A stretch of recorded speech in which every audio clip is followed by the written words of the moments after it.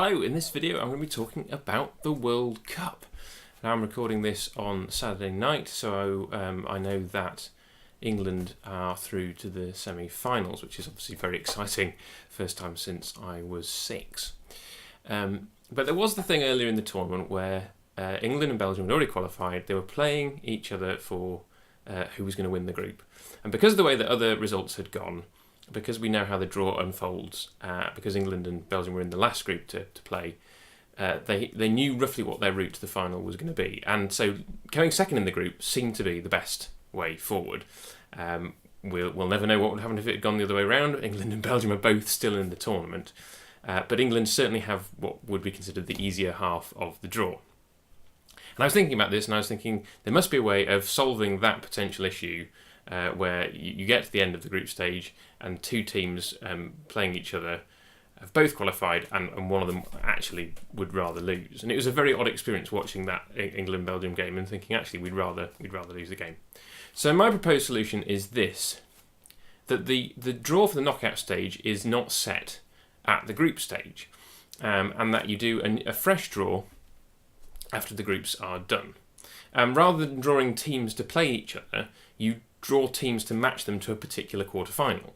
So, I mean, as is currently happens, the quarterfinals are numbered 1 to 8, and who goes into them is dependent on which groups they're in. My solution would be that you have 3 pots of numbers.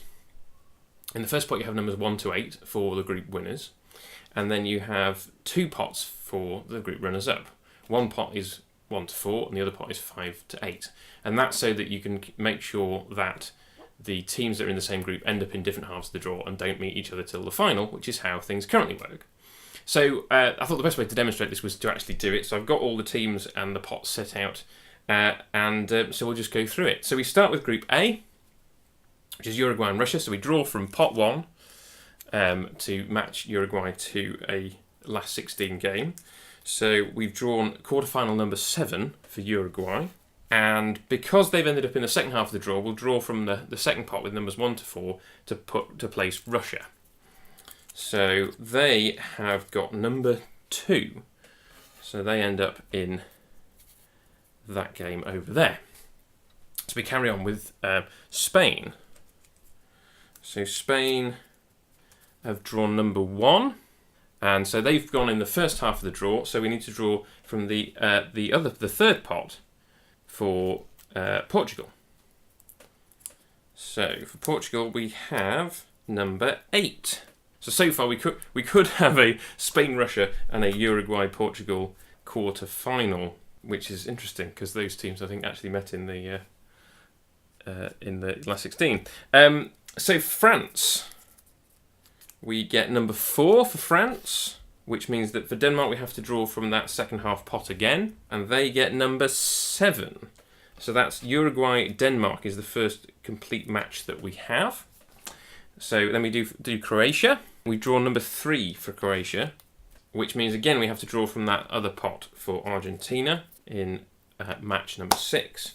On to the second half of the groups. So Brazil, we have number 5, which means we have to draw from that first pot for Switzerland, who get 4. So that's that match complete, France against Switzerland. Now on to Sweden. This would be the group that you would have expected Germany to top, but they're out of the tournament. So Sweden is 6, so they get a last 16 match against Argentina. And for Mexico, we then have to draw from the second pot to put them into the other half of the draw. They get 1, so Mexico are playing Spain. So we've got 2 groups to do. So this is the England-Belgium group. So this will see how this goes. So Belgium have drawn number 2. So they're playing Russia in the last 16. And England are therefore going to be in the second half of the draw, along with Brazil and Argentina and Uruguay, the 3 South American teams, and Portugal. Some bogey teams here. So it's either going to be Brazil or Portugal here. It's 5. So that's an England-Brazil quarter-final. And so the last ones obviously resolve themselves. Colombia go into match 8 along with Portugal, and Japan go into match 3 with Croatia.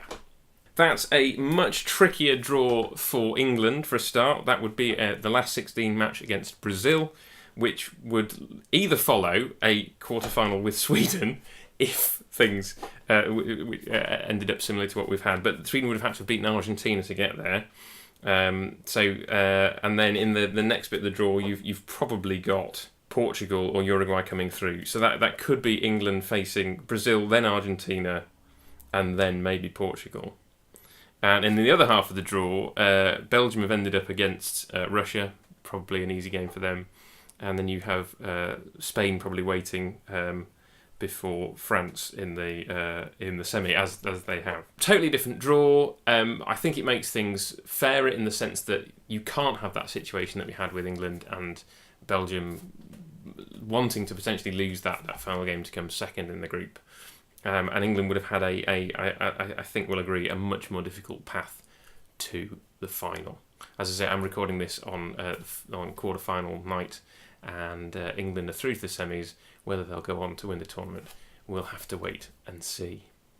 If you like this video, well, I don't really do football stuff, but click over there to subscribe, and click down there for the last video in the series, and click down there for the next video in the series, or if this is the most recent, that will be a playlist of all the videos in the series so far.